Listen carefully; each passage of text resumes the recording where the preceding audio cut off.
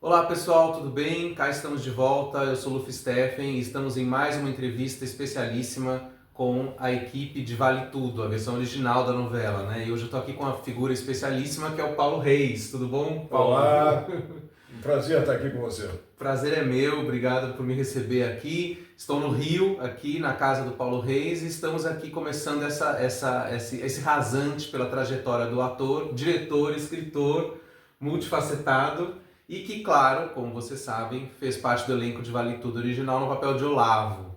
Mas antes da gente chegar em Vale Tudo, eu queria saber mesmo do começo da sua carreira, né? Eu vi que você começou no Teatro Tablado, né? Que é uma instituição do Rio, né?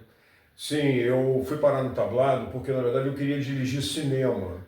E quando eu fui procurar uma escola de cinema, me aconselharam a primeiro fazer um curso como ator. Eu já tinha alguma experiência como ator, porque eu tinha ainda no ensino fundamental, tinha matérias opcionais, eu escolhi o teatro. Certo. Eu tinha 11 anos de idade, então foi uma coisa de vocação. E, na verdade, eu estreiei, uma coisa curiosa, no Teatro Municipal, aos 5 anos de idade, num balé escolar, no papel de um lagarto verde e amarelo.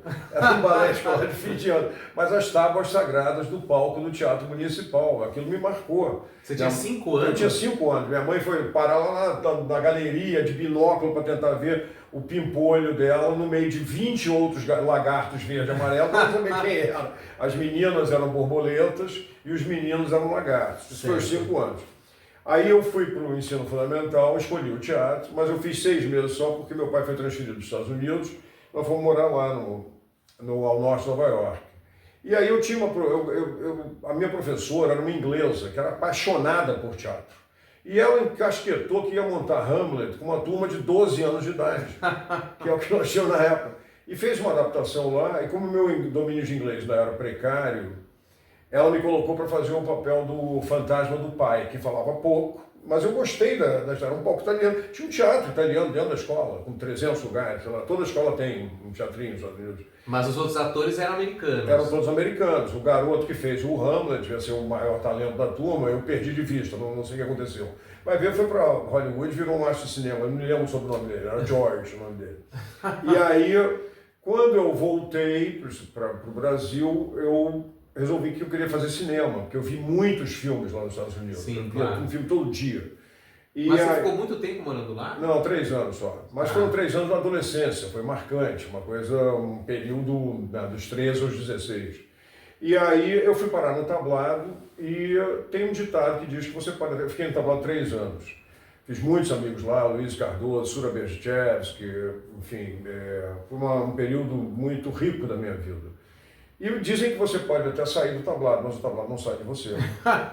E aí eu fazia parte do movimento marxista na época, de uma organização clandestina, e nós fomos fazer teatro em favela para fomentar a revolução cultural no Brasil. Isso no governo Geisel. Ainda era ditadura. Ainda era ditadura, a gente não ganhava um tostão, a gente podia ser preso a qualquer momento. E eu me juntei com a Rosane Goffman. E Rosane Goffman 10 anos antes, antes de Vale Tudo. Exatamente. E aí fomos fazer teatro em favela. Fizemos uma peça, eu escrevi uma peça chamada Dia de São Vatapá, que era sobre escola de samba. E começamos a fazer a peça nesses espaços de associações de moradores. E em cada lugar que a gente ia, a gente fundava um grupo de teatro. Um de nós era responsável e tal. Isso não havia viabilidade econômica para isso, não aguentamos, o grupo se dissolveu. Como chamava esse grupo mesmo? É o Grêmio Dramático Recreativo Unidos da Ribalta. Olha só, então era uma coisa de teatro de base mesmo. Era inspirado nos grupos paulistas, que nós ouvimos falar e tal. Eu fazia parte do PST, que era o Partido Socialista dos Trabalhadores, que foi o que deu a convergência socialista e que deu no PT. No PT. Foi isso que aconteceu. Era de inspiração trotskista, vinha da Argentina. Era uma coisa, eu tinha um codinome, era o companheiro Ricardo. Tudo era clandestino, tudo era... Enfim, aí a coisa morreu, não havia... A gente tinha que ganhar vida. E eu reencontrei a Rosane 2 anos depois e ela falou, eu perguntei o que você anda fazendo, eu não estava fazendo nada em termos de arte, estava só dando aula de inglês. Ela falou, eu estou num grupo para montar as 4 patas do poder, que é a República dos Animais, do George Orwell, que era um projeto, toda a minha geração queria ter feito aquilo, e ninguém tinha feito, e o Cláudio Levi tinha conseguido os direitos com a BBC Londrina, e juntou um grupo lá para fazer essa adaptação. Eu fui cair de boca lá, Certo. ajudei o Clóvis a organizar um pouco, 20 pessoas em cena, era uma coisa complicada, não tinha dinheiro.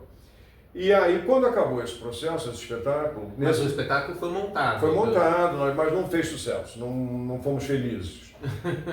Mas eu conheci aí, eu reencontrei a Rosane, reencontrei a Maria Padilha, com quem eu tinha feito uma peça infantil, e conheci o Miguel Falabella.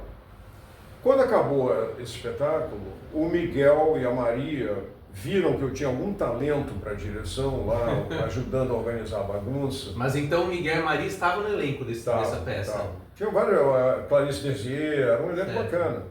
Guilherme Santana, que fez carreira em São Paulo com o Grupo Tapa. E aí, o Miguel e a Maria chegaram para mim: Paulo, você não quer dirigir o Despertar da Primavera? Eu nunca tinha dirigido nada, mas eu tinha tentado montar o Despertar da Primavera ainda no tablado. Era um sonho antigo também.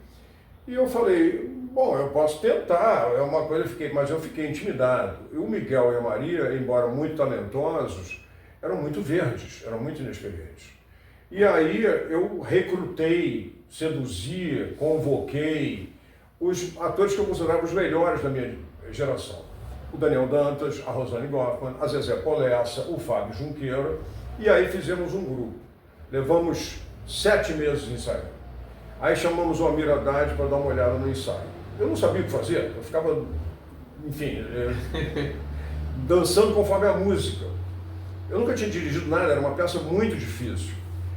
Mas então quer dizer que era um projeto da Maria Padilha e do Miguel Falabella. Eles já estavam Eles tinham tentado montar uma vez, não tinham conseguido. Eu tinha tentado montar uma vez também no tablado, e aí juntou isso. E aí rolou. Aí nós chamamos o Amir Haddad para ver o ensaio. Já tínhamos ensaiado 7 meses. Ele falou, vocês têm que ensaiar mais 6 meses, está muito cru. Aí foi quase um suicídio de todo mundo, ninguém aguentava mais. Claro. Aí eu fui ver uma sala experimental que tinha na Aliança Francesa da Tijuca. E eu vi o espaço e deu um clique na minha cabeça, eu vi o espetáculo lá dentro, botei os praticáveis para lá e para cá, em um mês a gente estreou. Em 2 meses mesmo. Mas aí mudou totalmente a concepção? Não havia concepção. Eu só tive a concepção quando eu cheguei lá. Aí lá eu vi um espetáculo na minha frente, como se fosse um filme. E nós fomos muito felizes. A crítica botou a gente nas alturas, me colocou nas alturas pessoalmente. Isso em 79? Em 79, no final de 79. Nós estreamos no Dia da Criança, por causa do tema da peça. Sim, São crianças que estão descobrindo a sexualidade. Era um tema muito polêmico na época, era uma coisa muito inusitada para a época. E foi no verão da anistia. Sim. Então coincidiu com a Tanga do Gabeiro, houve uma explosão de sensualidade no Brasil, digamos assim, né? Liberou a volta dos exilados, a decadência da censura, que a censura foi muito atenuada. E aí nós fomos convidados a ir para São Paulo, a ir para Salvador, para Curitiba, e 6 meses depois eu juntei algumas pessoas com outros atores conhecidos e montei um segundo espetáculo, que também fez muito sucesso de crítica. E 6 meses depois eu montei um terceiro, um pequeno musical de bolso, do Brecht Weil, que também fez muito sucesso, foi sucesso do verão. Então em um ano, em 14 meses, eu tinha 3 espetáculos em cartaz. E isso com esse pessoal que se chamou então pessoal do Despertar? Ainda não tinha esse nome. Era o pessoal do Despertar, porque tinha o pessoal do Vitor em São Paulo, tinha muito pessoal do pessoal aqui, virou uma febre de pessoais. Isso que eu ia falar, tanto que também o Busa Ferraz dirigiu Cabaré, não sei o quê. O Busa me perguntou que nome eu boto no grupo, ele perguntou pra mim, eu falei, bota o pessoal do Cabaré. O pessoal do Cabaré, em São Paulo o pessoal do Vitor, o pessoal do Despertar. E depois o Antônio Pedro aqui, para fazer galhofa, ele fez o pessoal do pessoal. Grande Antônio Pedro. E aí nós resolvemos montar, nós recebemos como uma ocupação o Teatro Dulcina. Façam os espetáculos vocês lá. E nós fizemos um repertório. Nós fizemos 3 espetáculos, toda semana mudava, pintava o palco de 2 em 2 dias. E aí é que veio, o grupo se profissionalizou e virou o pessoal do Despertar. Aí, um ano depois, nós viajamos e tal, com esse repertório. E um ano depois, fizemos a Tempestade no Parque Lage. Aí foi um acontecimento na cidade. Foi uma coisa fenomenal. 7 meses em cartaz lotado todo dia, 2 sessões sábado, 2 sessões domingo, eu ganhei o prêmio de melhor diretor. E aí a peça era no Parque A Lage? peça era em torno da piscina. Na famosa A ideia piscina. de fazer lá no Parque Lage foi do Orlando Miranda, que era o presidente do Instituto Nacional de Teatro. Ele falou, façam lá. Eu fui lá e aí deu aquele clique. Sim. Vou fazer aquilo, blá, blá, blá. O Miguel deu a ideia de mergulhar na água, porque ele era nadador, na juventude tinha sido nadador. Miguel Falabella. Miguel Falabella. E Uma pergunta, a Andréa Beltrão fez essa montagem? ela fez porque a Maria Padilha assinou o contrato para fazer uma peça no Teatro Ipanema. Então ela saiu da Tempestade e aí nós precisamos ter alguém. E aí a Andréa entrou no lugar dela, fez uns 3 ou 4 meses. Certo. Como o Eduardo Lago também saiu para fazer o Serafim Ponte Grande com Busa Ferraz lá no Vila Lobos, e aí entrou o Carlos Wilson. Certo. Que era um homem-bomba caindo na piscina. A plateia fugia quando via que ele ia mergulhar, a plateia e corria para não ser inundada de água. Gente, mas era um período áureo, né, do teatro carioca. Foram 5 anos. Foi exatamente na época da anistia. O Brasil teve a geração 80 nas artes plásticas, os novos diretores no cinema. Houve uma explosão artística no Brasil depois dos anos de chumbo da ditadura. Parecido com o momento que a gente está vivendo atualmente, depois do governo Bolsonaro, e dos anos da pandemia, em que as artes murcharam, encolheram. Então está havendo um certo renascimento no cinema, no teatro, já estão lotados, enfim. É parecido, embora as condições sejam diferentes. E aí nós ainda fizemos um segundo espetáculo lá no Parque Lage, o Círculo de Giz, do Brecht, e música do Eisner. E esse também era em volta da piscina? Não? Era em volta da piscina. Também. Tudo tem que ser lá, não tem jeito. Esse era um espetáculo gigantesco, com 28 atores, 4 crianças, 6 músicos. Era um espetáculo operístico.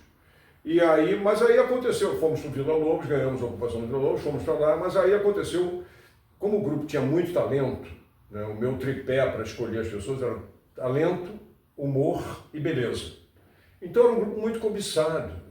E aí começaram a receber propostas do cinema, da televisão, do teatro profissional, do cuidado comercial, e ficava impossível, não tinha estrutura, não tinha patrocínio como tem hoje em dia, incentivo, não tinha nada disso, era bilheteria e pronto.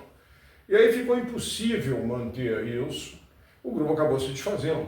Mas porque as pessoas iam para a televisão não podiam mais se dedicar ao teatro, por Exatamente, exemplo. não tinha condição. Tá. Né? Começaram a ter filhos, tinham que ganhar vida. A nossa atividade era semi-amadora, era semi-profissional. Não dava para ninguém viver daquilo. Até que eu me vi sozinho, acabou o grupo, e aí eu fui para a televisão, porque não havia... Mas eu fui para a televisão como diretor. Sim. Então eu dirigi na TV Manchete um programa chamado Tamanho e Família. Sim, eu me lembro que era uma sitcom, tipo a Grande Família. Exatamente, né? O texto do Mauro Razzi, do Vicente Pereira, do Geraldinho Carneiro, do Braulio Pedroso e depois do Miguel Falabella, ele entrou como um dos autores também. Fiquei lá 1 ano e meio dirigindo, até que... E você dirigia, tinha também o Ari Kozlov? O Ari Kozlov era o diretor-geral e eu comecei como assistente, depois eu fui promovido a co-diretor. E aí, quem que era o elenco mesmo? Zé Polessa, Diogo Vilela, Franco, Diogo Vilela, o Ivan Cândido, o filho do Caio Junqueira, o Caio Junqueira, filho do Fábio Fábio, Junqueira, o Caio Junqueira, Nildo Parente, Ariel Coelho, eu lembro muito legal. E Estela Freitas. Eu lembro dessa, eu era criança, mas lembro de ver. Era assim, muito legal. Era bem divertido, era bem legal. Mas aí o projeto do Ari Kozlov dentro da Manchete também não foi para frente, entrou um outro diretor, se não me engano foi o Wilker, entrou um outro diretor lá, a coisa mudou. E aí eu fui bater na porta da TV Globo. Eu já tinha recusado alguns convites. Eu era tão delirante, arrogante, eu tinha recusado. Não, eu quero fazer teatro, não vou dirigir televisão. A Globo tinha te convidado? Tinha, 2 vezes, eu recusei 2 vezes. E o que você lembra o que era? Para fazer o quê? Que papel? Sei não, lá. era para dirigir. Era para dirigir. Teve um convite do Daniel Filho. Tá. Ele falou, vai na gravação amanhã. Eu não fui. E teve um outro convite do Grisoli. Sim, Paulo Afonso Grisoli. Que aí foi mais profissional. Ele convidou, inclusive, o Busa, convidou a mim, convidou o Hamilton, ninguém quis. Quer dizer que a Globo queria pegar os talentos da direção de teatro e levar para a Globo, para dirigir coisas. Houve esse movimento. Ele até falou, o salário é muito bom. eu estava envolvido com o grupo. Mas eu ia te perguntar uma coisa que eu esqueci. Ah, na Manchete, você também não dirigiu Tudo em Cima, que é uma minissérie? Não, essa eu fui só assistente. Ah, tá. Nessa época eu não estava nem contratado, eu estava fazendo estágio, na realidade. Entendi. Existia a Graça Mota que era assistente. Tá, e a direção geral é de Kozlov. A Dori Kozlov. Que era uma minissérie do Braulio Pedroso. Tudo em Exatamente, sobre o caso Baumgart. E foi legal essa minissérie? Foi muito legal. Porque hoje em dia, nessa coisa que a gente vive de muitas coisas da TV antiga aparecerem no streaming ou no YouTube, muitas pessoas comentam sobre as coisas da Manchete, porque a TV Manchete está num limbo, né? Acabou. E Tudo em Cima é uma minissérie que as pessoas comentam, que era uma minissérie policial, né? Sim, E do Braulio Pedroso. Mas é do caso Baumgart, um caso real. Um caso real. Foi muito bom, o resultado foi muito bom. Inclusive abriu a porta para o Ari se firmar lá dentro, porque foi a primeira coisa que ele fez lá. E aí abriu a porta para isso e aí a gente fez o Tamanho Família, que durou muito mais tempo. Tá. Aí eu fui bater na Globo e... Mas quando você foi na Globo bater, você foi como ator ou diretor? Você queria fazer o quê? Fui para trabalhar como diretor. Como diretor. Tá. E aí aconteceu uma coisa engraçada. Eu cheguei na... Como o Daniel Filho tinha me convidado, eu fui procurar ele. E eu fui pela entrada... Ele estava fazendo Vale Tudo como ator. Nessa época. E eu fui procurar ele, eu fui lá na entrada dos fundos, onde entram os atores. Que fica um monte de tietes lá querendo autógrafo. Na época era autógrafo. Sim. E quando ele chegou, eu me adiantei e fui falar com ele. Ele não me reconheceu no meio da confusão. Ele achou que você era um tiete. Porque eu estava pedindo autógrafo e entrou. Eu fiquei Aí eu dei a volta e fui para a entrada principal. Mas peraí, mas ele já estava gravando Vale Tudo? Tava. Então a novela já estava rolando, e você ainda não estava na Não, novela? vou contar, é muito Conta essa história, sim. Aí eu fui para a entrada principal, para a recepção, e falei, eu quero falar com o Daniel Filho. Ah, só com hora marcada. Gente, que loucura. Eu falei, então eu quero falar com o Boni. Só com hora marcada. Aí então eu quero falar com o Roberto Marinho. Pois não, sua identidade. E aí você foi? Aí eu fui subir para o 10º andar para falar com o Roberto Marinho. Ele não estava, ele estava em Roma, fui recebido por um assessor dele, ele falou, eu contei a história, eu sou um diretor, já fui convidado, eu recusei, agora eu caí em mim, eu quero trabalhar. Senta aqui, escreve uma carta, que daqui a 15 dias o Dr. Roberto vai voltar e eu falo com ele. Aí eu escrevi a carta e tal, e pensei, e agora, o que eu vou fazer? A minha identidade estava lá embaixo, eu estava com crachá. Eu desci de escada e fui no Boni. O Boni está? Não, ele não está. Eu desci mais um andar. O Daniel está aí? Não, não está. Ah, então eu quero deixar um bilhete para ele. Aí eu escrevi um bilhete. Daniel, você não me reconheceu na entrada? Eu sou o Paulo, eu quero trabalhar, já recusei, agora eu me retratei, eu quero trabalhar. E deixei o bilhete lá e fui embora. Mas eu não devolvi o crachá. Eu deixei a minha identidade lá. Fui para casa e voltei 2 dias depois. Como eu estava com crachá, eu subi direto. E aí eu fui falar com a recepcionista, o homem do bilhete voltou. O Daniel está atrás de você há 3 dias, você desapareceu e não deixou o telefone. Ah, você não deixou o telefone no bilhete? Eu não deixei porque eu não tenho telefone. Não tem telefone. Então, eu morava na Joatinga, o telefone era caríssimo, era uma coisa... E outra coisa, não tinha catraca eletrônica, porque você entrava com crachá só com a pessoa vinda. Porque não existia isso, né? Aí eu fiquei esperando. Então, senta aí, o Daniel já vai chegar. Eu aí fiquei esperando o Daniel. O Daniel chegou, pô, Paulo, não, vamos conversar, peraí, deixa eu me organizar aqui. Paulão é ótimo, né? Aí entra, sai gente, entra Paulo Biratã, sai Roberto Tal, entra Roberto Tal. Aí ele me chamou, finalmente ele me chamou, Paulo, eu tô com dificuldade para colocar você dentro da empresa. Quem são seus amigos na casa? Porque eu falo de você, mas as pessoas ficam receosas, porque não te conhecem, não têm intimidade.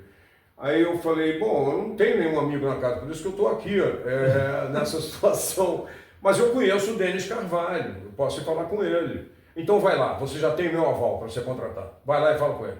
Eu desci, fui no estúdio, conversei com o Denis e ele falou, pô, acabei de contratar o Mauro Mendonça Filho. Se você tivesse vindo há 15 dias, eu contratava você na hora. Para dirigir Vale Tudo. Exatamente, para ser assistente de direção da novela. Aí o meu desespero foi lá em cima de novo. Eu falei, mas e como ator? Não tem nada? Não tem... Eu já não me considerava um ator, mas eu sabia que eu sabia representar. Sim. né? Tinha uma experiência no tablado, no próprio grupo e tal. Eu não me via mais dessa maneira, mas na hora que você não tem opção... Mas no grupo do Despertar, você não atuava, só atuei em algumas fazia peças. algumas coisas. Você Sim. dirigia e também, eventualmente, entrava em cena. Tá? Exatamente. Quando podia, quando eles deixavam, aí eu fazia. Eles não queriam, eles gostavam de me ver na direção e na produção, não na atuação. Aí o Denis falou, tem, mas não é para você. É um fotógrafo pornô, não tem nada a ver com você. Eu falei, me dá, tudo tem a ver comigo, me dá. Ah, então eu tinha esse personagem, mas não tinha ainda o ator definido. E entrar dali a 2 semanas. Aí ele falou, peraí. Ele foi num telefone, na parede do corredor tinha um telefone nessa época. Ele pegou o telefone e ligou para o Gilberto Braga. Ele falou, Gilberto, você conhece Paulo Reis? Claro que eu conheço Paulo Reis, eu vi todas as peças dele, peguei todos os atores dele, Maria Padilha, Daniel Dantas, Miguel Falabella, todo mundo. Eu vi ele no teatro infantil lá no Tablado, porque o Gilberto tinha sido crítico. Tinha sido crítico, de teatro infantil. E ele escreveu uma crítica falando de mim, falando, guardem esse nome, Paulo Reis. O elenco inteiro ficou revoltado, porque eu não era o papel principal da peça. Ele simplesmente gostou do que ele viu. E o Gilberto era amigo da Maria Clara Machado, né? Sim. Também. E aí, quando ele... Não, porque o Paulo estava querendo fazer aqui esse fotógrafo pornô que vai entrar. Já vou escrever o 3º bloco para ele, porque eram só 2 blocos. O deles ligou e falou, de onde você conhece o Gilberto? Ele foi lá em todas as peças, ele viu todas as peças, ele roubou todo o meu elenco. É isso que eu conheço dele. Eu nunca tinha nem falado com o Gilberto. Aí eu fui gravar. Não, aí eu voltei na portaria para devolver. Para pegar o LG. E para devolver. Eu falei, olha, eu esqueci a minha identidade. Eu estou sabendo, o segurança falou, eu estou sabendo que você esqueceu aqui, está aqui a sua identidade. Ele sabia o que estava acontecendo. Mas então quer dizer que foi tudo, daí rapidíssimo você já estava, em 2 semanas você estava gravando. Aí eu comecei a gravar. Gravei, veio as 2 semanas, papel ótimo e tal. Eu inventei um subtexto, que só eu sabia, que era que o personagem era rimo de família. Ele tinha 5 irmãs solteiras e uma mãe velha. E ele sustentava todo mundo com aquela atividade. Então eu criei um coração bom para esse cara, que ele era ele fazia um trabalho sujo. Ele era um golpista. Um vendido, mas ele, na minha cabeça, na minha fantasia, ele tinha um lado bom caráter. E, inclusive, anos mais tarde, uma mulher na rua falou assim, o mau caráter de bom coração, né? Era o que você fazia. Ela acertou em cheio, era exatamente isso. Aí veio o 3º bloco, que já era menor, e acabou. E eu fui para casa e pensei, e agora? O que eu vou fazer? Ah, quer dizer que inicialmente o Olavo só ia aparecer nessa parte. Era só isso. Não ia continuar. Aí, 2 semanas depois, eu finalmente tinha comprado um telefone com a melhoria financeira do meu primeiro cachê, tocou o telefone. O Paulo era o produtor da novela, vem aqui para assinar um novo contrato, porque você vai até o fim da novela. Gente... Já tinha mais 4 meses de novela, sei lá, 5 meses. Era o capítulo 55 que aparecia esse personagem. E era para ser só isso. Mas aí o Gilberto se apaixonou pelo personagem, viu um caminho, e eu fui lá, recebi um aumento, fui muito bem tratado, porque todo mundo me conhecia no teatro. Quer dizer então que o Olavo conquistou a novela, porque era para ser uma participação especial. E depois não esse personagem não estava na sinopse original. Entendi. Mas ele aí foi crescendo. Ele foi crescendo, eu acrescentava muitas coisas, o Gilberto adorava tudo, o Denis também permitia tudo, virou uma festa, Claro que teve gente do elenco que ficou enciumada, que não estava previsto, claro, sempre acontece. Né? Foi feito um cenário para o personagem. Sim, que era o estúdio, né? Quando eu cheguei lá, eu falei, mas o que é isso aqui? Vai durar quanto tempo? Aí o Denis falou, Paulo, quando faz isso, você vai até o final da novela. Ninguém vai gastar dinheiro para fazer um negócio aqui. É um cenário do Olavo. Começou que era uma coisinha desse tamanho, depois virou um apartamento. A Maria de Fátima foi morar lá. Sim, acontecia várias coisas lá. Mas aí o personagem fez um sucesso enorme, mas eu não me via, eu continuava não me vendo como um ator. Eu estava ali preparando o terreno para ser um diretor. Entendi. Eu ainda não conseguia atinar com o que estava acontecendo. Eu tinha uma carreira como ator. Eu não percebia isso. Eu estava tão obcecado pela ideia. Eu sou um diretor, eu não sou um ator. Então eu dava entrevistas desastrosas. em rede nacional, no rádio, meio-dia, Valdir Amaral. Bom, você como ator, eu falei, eu não sou um ator, Valdir, eu sou um impostor. Eu estou ali para ser diretor. Não podia dizer uma coisa dessa. E eu dizia, de uma candura, uma franqueza até ingênua. Enfim, aí isso foi até o final. Depois eu comecei a fazer outras pequenas coisas. Aí um ano depois veio a Rainha da Sucata. Sim. Que também foi um golpe de sorte, porque o Silvio de Abreu ficou doente e chamou o Gilberto para quebrar o galho, para substituir ele até ele se recuperar. A primeira providência do Gilberto foi mandar me contratar. Ele criou um personagem para ser amigo do Tony Ramos, que era o Guga. do Edu, e inventou esse personagem lá. Ficou 3 meses no ar, depois o Gilberto se afastou, o Silvio gostou, encampou o personagem e foi até o final da novela. Que era um personagem importante, porque todas as cenas do Tony era com ele, Era né? o orelhão do Tony, era assim o confessor. como no Vale Tudo é um pouco o Richelli, Sim, né? O Gilberto reproduziu o papel. Era o parceiro do César, né? Era o Muro das Lamentações. Agora, vamos voltar um pouco para o Vale Tudo. Você disse que você improvisava muito nas cenas. Botava muito caco, muito caco. Por exemplo, eu tenho uma pergunta, não sei se você vai lembrar se isso foi um caco, mas eu imagino que foi. Tem uma cena famosa do Vale Tudo, que na época muita gente comentou, quando a Fátima tem um bebê e ela deixa colar tomando conta. E aí você ficou aí tomando conta do bebê e começou a cantar Que País é Esse? Que era a música do Legião Urbana que estava estourando. Isso foi caco. Foi. Não estava no texto. Eu inventei na hora. Não foi nem pensado. É que eu pensei assim... Qual é a música que esse cara vai cantar? Quais são as músicas que ele conhece? Ele não vai cantar Bamba Lalão, claro. Ele vai cantar o que passa na cabeça dele, do mundo dele. E todo mundo adorou. Foi um sucesso na hora no estúdio, aí ficou. Essas coisas, isso foi uma farra. E também tinha aquela personagem que era muito legal, da Tânia Boscoli, que era tipo uma namorada do Olavo. Como era o nome dela? Era Marilda, sei lá como é que ela chamava, alguma coisa assim.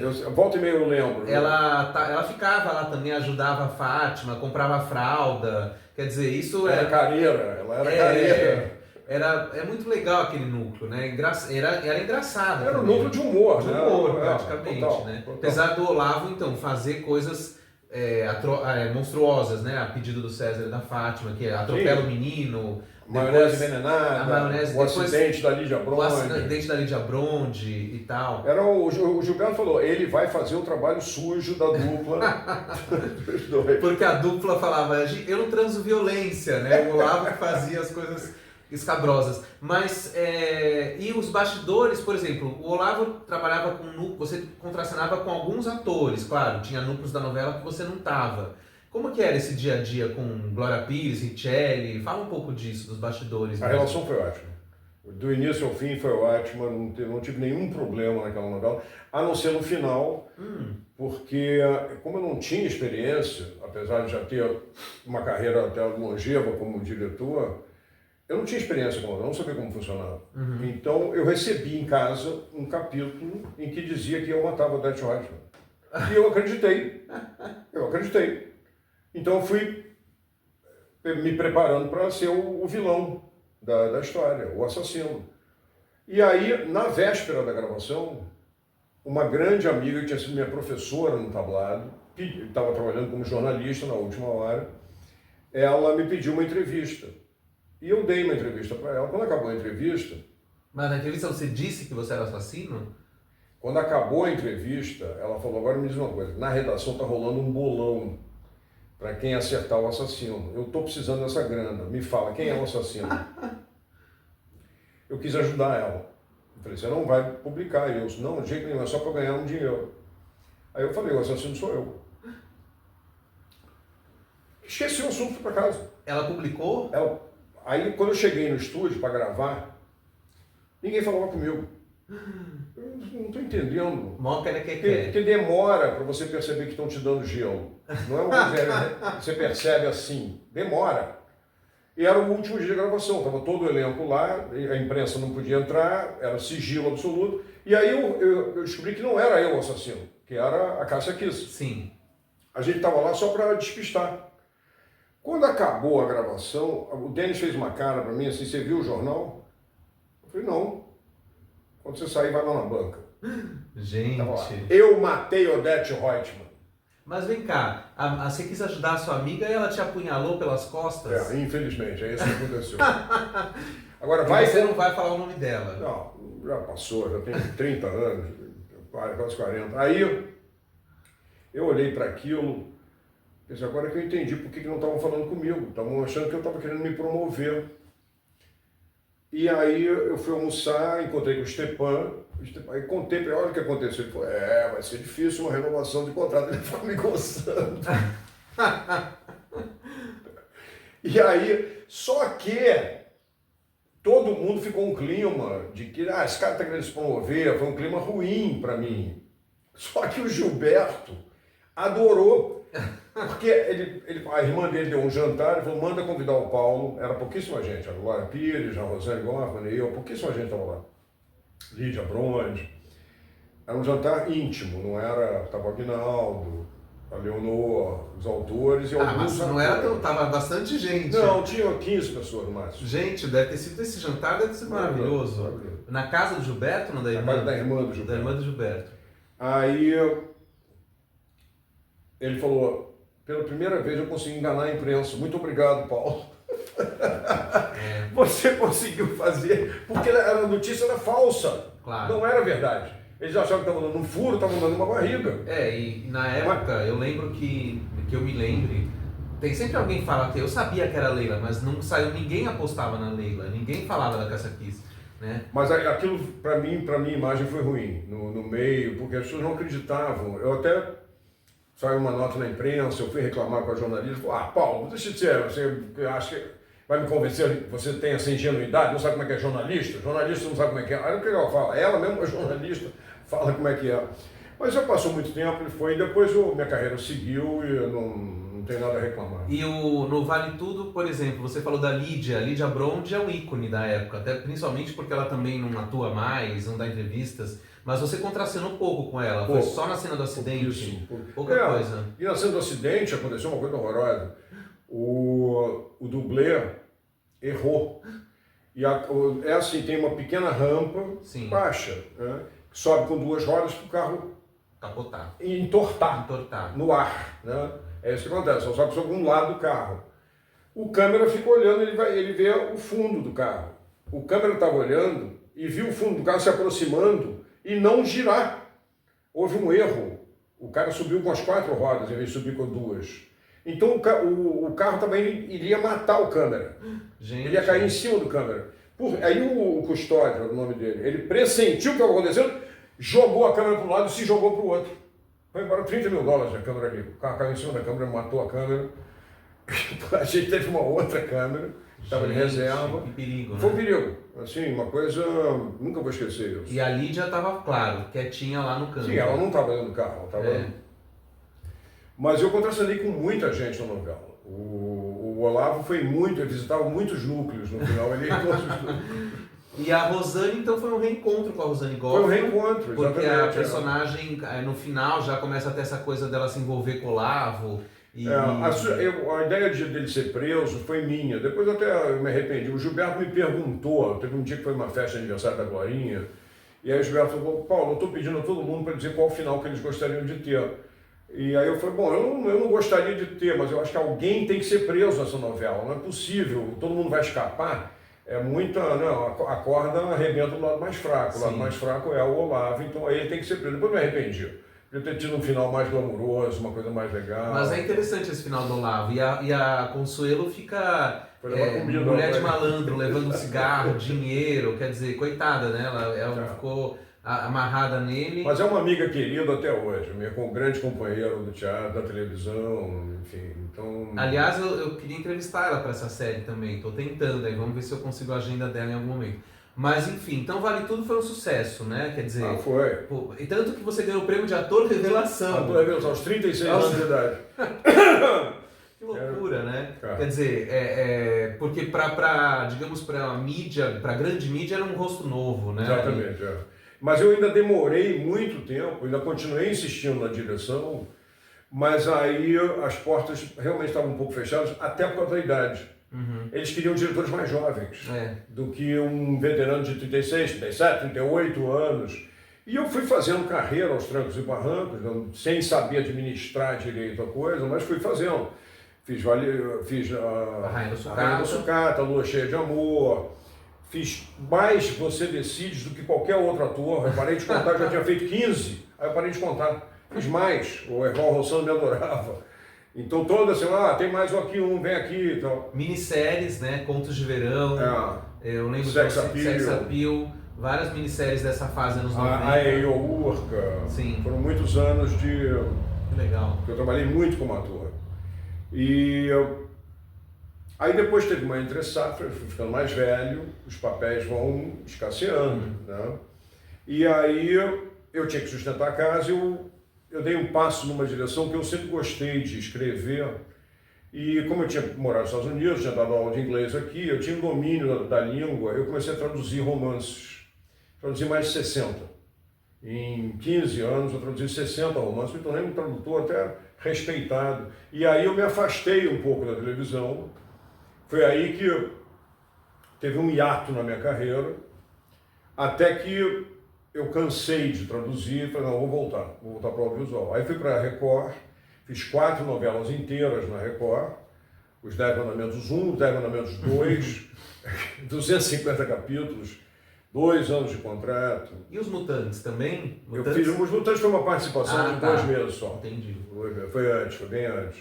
Depois eu fiz Bela Aventura e depois Amor Sem Igual. E agora estou quase voltando de novo. Eles já me sondaram 2 vezes aí, aqui não encaixou, mas enfim, vamos ver como é que a banda toca. Entendi. Quer dizer que você teve esse momento de escritor, escritor, digamos assim. Você teve Aí, de escritor. O que aconteceu é que, depois de 5 anos traduzindo, eu escrevi um livro. Eu posso fazer isso, eu vou fazer. Aí escrevi um livro de suspense, um romance de suspense. Não consegui publicar. Olha que eu trabalhava nas editoras mais importantes do país. Melhoramentos, Rocco, Record, Objetiva, não consegui sequer ter um parecer. Vixe. Eu arquivei, larguei, voltei para a televisão, comecei a fazer séries e tal, até que uma namorada falou assim, você não disse que escreveu um livro? Deixa eu ler esse livro. Eu ia para o Uruguai fazer uma série no Uruguai, já estava na pandemia.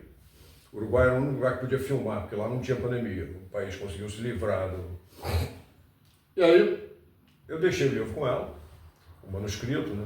E quando eu voltei, ela falou assim, legal, vale a pena. Aí eu me empolguei e escrevi mais 2, porque os personagens estavam muito vivos ainda dentro de mim. Já tínhamos passado 20 anos. Eu já vendi os direitos da trilogia para audiovisual. Para audiovisual. Para uma produtora brasileira que vai tentar transformar em uma série em 3 temporadas numa plataforma. Isso eles estão negociando. Eu vendi, agora a bola está com eles. Mas aí você vai dirigir? Não. Você vendeu os direitos? Não tem a menor condição. Aí você perde o controle completamente. A plataforma faz o que bem entende. É verdade. Você vende a alma, né, um pouco. Pra plataforma. E reza para tudo dar certo. Bom, mas para encerrar a coisa do Vale Tudo, então, o que você diria, a lembrança da novela para você? Por exemplo, até hoje as pessoas te associam ao Olavo, acontece Com certeza. Isso? Tipo... até foi uma coisa ruim, porque eu fiquei tão marcado por aquele papel, foi o primeiro que eu fiz na televisão, que eu não conseguia me desvencilhar, as pessoas só me viam daquele jeito. Eu não conseguia, as pessoas falavam isso para mim, você ficou marcado. Você tem que se livrar desse personagem, você tem que fazer o outro para conseguir se livrar. E como eu não me considerava um ator, eu ainda era um diretor mentalmente, eu não conseguia fazer isso. A ponto na Rainha da Sucata, eu comecei a fazer igualzinho o personagem. Aí o Jorge Fernando, que me considerava um grande diretor, era meu tiete, era fã, falou com a Cleide Diáconis. Cleide, vai falar com ele, porque eu tenho vergonha. Vai falar com ele. Aí a Cleide veio. Falou, Paulo, você é um ótimo ator, mas para de fazer igual o personagem que você fez em Vale Tudo. Esse personagem é outro. Ele é um milionário, ele é um sujeito elegante, rico, culto. Você não pode ficar fazendo esse malandro. Eu fiquei em estado de choque. A Cleide Diáconis era uma pessoa que eu considerava um mito, uma musa, uma coisa assim. Ela está me dando um toque. Assim, presta atenção. E você conseguiu fazer essa mudança? Não, eu tentei. E devo ter conseguido alguma coisa, obviamente, alguma coisa eu devo ter conseguido, mas você vê que a minha falta de consciência, porque eu não me considerava um ator, então eu vou fazer charme. Então, entendeu? Botar caco para fazer ser engraçado, criar um tipo. E eu não era um trabalho de ator. Aí eu comecei a encarar com mais seriedade, porque se a Cleide Diácono vem falar comigo, é porque se eu fosse ruim, ela não ia falar comigo, ia deixar a dane-se. Não, o Jorge Fernando falou com ela, ela veio falar, ela nem me conhecia, não tinha a menor intimidade. E aí eu comecei a tomar tenência. Aí eu comecei a melhorar um pouco. Tomar tenência é ótimo. Ô Celso, você tem que entender o seguinte, essa é a voz do Olavo. É essa aí. É sempre para baixo. Ô Celso, o negócio é o seguinte. Celso. Ele sempre falava grosso, desde o primeiro dia. E eu me diverti muito fazendo aquilo, realmente. E hoje, por exemplo, a lembrança, Vale Tudo foi reprisada várias vezes, né? Toda vez que ela entrava em cena de novo, as pessoas lembravam, falavam com você sobre? Com certeza. Isso era uma coisa... O Eterno, ele é Olavo Jardim. Isso agora, Jardim. Então, que a novela está no ar, né? Tá tendo remake. E as pessoas consideram a novela. Quando eu fui trabalhar na Record, chegou uma cabeleireira e falou assim, você fez a novela, né? Era assim que as pessoas veem, a novela que é o padrão. Mas aí você ia falar uma coisa, na época da novela, Vale Tudo, você já sentiam essa importância ou isso foi ganhando com a distância do tempo? Ou na época da novela você já tinha dimensão dessa importância da novela para a dramaturgia brasileira, da Vale Tudo? Não, a gente tinha noção do sucesso absurdo que a gente fazia. Isso era impossível. Até teve uma conversa que a Lídia estava até se queixando que ela não conseguia andar na rua, ela não conseguia ir no mercado, ela não conseguia ter uma vida normal. Eu até brinquei com ela, bota aquele disfarce do Groucho Marx, bota o bigode, o nariz, ela ficou olhando para minha cara, porque realmente era uma coisa difícil. A gente tinha que ter segurança para gravações externas. Sim. Porque não podia ser, era um assédio. César, sacana, devolve a nossa grana. A garotada em coro, gritando, eu e ele gravando lá no meio da rua, e a garotada perturbando. Era uma coisa... porque na época não tinha Projac, né? Então as externas eram gravadas na rua mesmo, né? Em lugares públicos. Não, até hoje ainda são. Ainda são, mas não tem mais a repercussão popular dos personagens. Né? Então quer dizer... Agora, a dimensão que a novela tomou depois é porque nenhuma outra novela superou aqueles índices.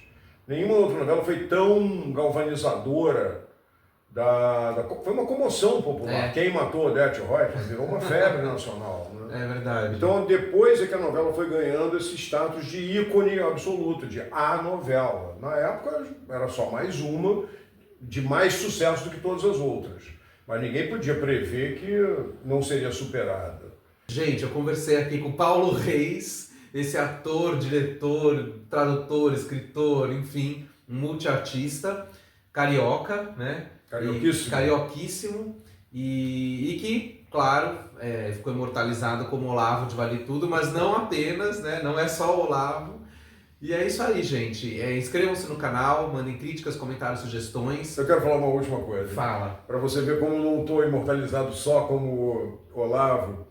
Eu fiz um personagem nos 10 Mandamentos chamado Eudade. Ele entrava no capítulo 6 e saiu no capítulo 250. Ele foi até o final. Ele tinha uma barba, ele passou por várias fases. No final ele já tinha 110 anos de idade. Começou com 50, no final tinha 110. Sempre uma barba, uma peruca, sempre era irreconhecível. Aí eu fui ao mercado um dia, quando eu cheguei no caixa, eu não sei porque, eu falei alguma coisa com a menina do caixa. Ela olhou para mim e falou assim, você fez Eudade? Ela me reconheceu pela voz.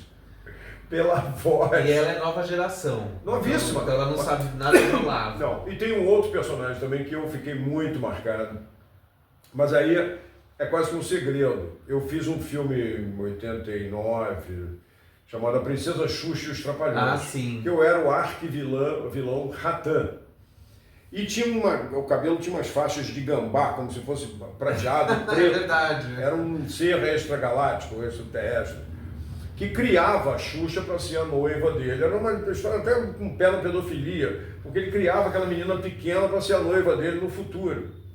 Não dava certo, porque ele era vilão, porque o Didi Mocó salvava ela. É a Princesa Xuxa e os A Trapalhões. Princesa dos Trapalhões. Esse filme... E direção do José Lavigny. Não. Não, José Alvarenga. José Alvarenga, perdão. Esse filme foi o filme mais visto em cópia de vídeo do Brasil, até hoje. Todo lar brasileiro tinha uma cópia em vídeo desse filme. Então, gerações e gerações de crianças cresceram vendo esse filme repetidas vezes na tela. Sabiam a coreografia dos chicotes eletrônicos de cor. Eu sou surpreendido até hoje. Quando esse pessoal começou a ficar com 30, 40 anos, eu já estava grisalho. Eu comecei a ficar parecido com o personagem. E aí eu comecei a ser reconhecido. Ratan! As pessoas morrendo de medo. Porque eu era o bicho-papão da infância dela, aos 5, 6 anos de idade. São esses 3 personagens que marcaram. Olavo, Ratan e Eudade. Então, ótimo. Obrigado, Paulo. Eu que agradeço. Até a próxima. E Tchau. até a próxima vocês também. Até. Tchau, tchau. Tchau.